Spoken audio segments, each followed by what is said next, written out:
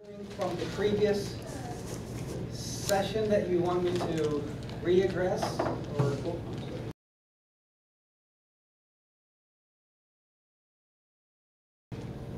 address?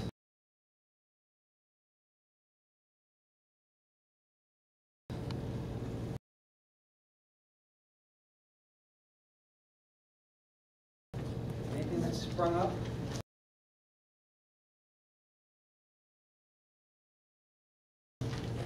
Bring up over.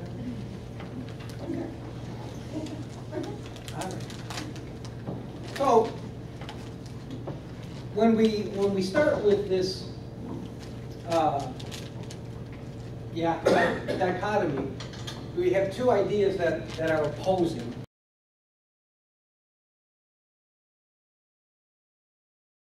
Okay. Personal responsibility or determinism. Now we all know what those things mean now, right? Yes. It's actually pretty amazing because you can now look at your society and you can put your finger on a lot of things that are going on that maybe before didn't make any sense. So that now you can say, okay, I know where this person's coming from.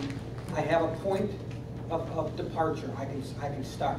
Now, because we're assuming the personal responsibility point of view here, the PR, we'll call it, when we sit down with a counselor, or a counselee rather, and we begin to take stock of their life, and we begin to hear the different things that are occurring in their lives, because we're going to jump off from the personal responsibility platform, what direction are we going to go in? I mentioned the fact that Nouthetic counseling is highly confrontational, cloaked in hope. Okay, so what am I confronting the person about? What will I confront a person about?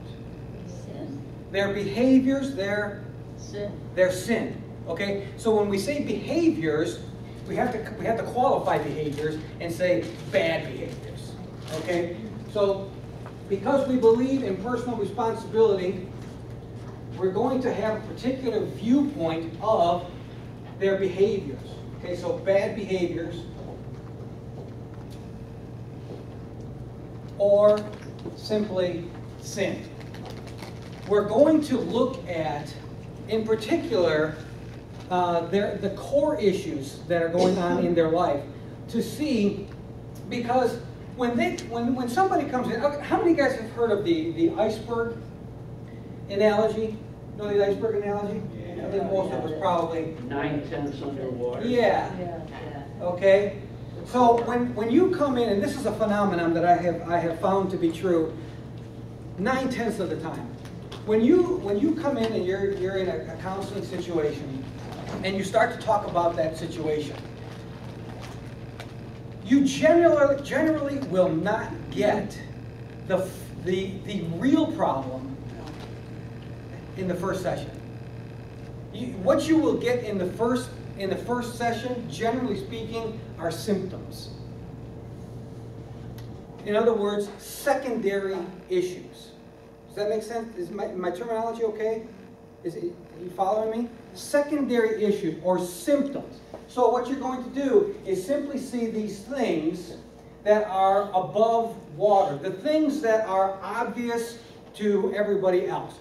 For example, depression. Okay, let's just take this.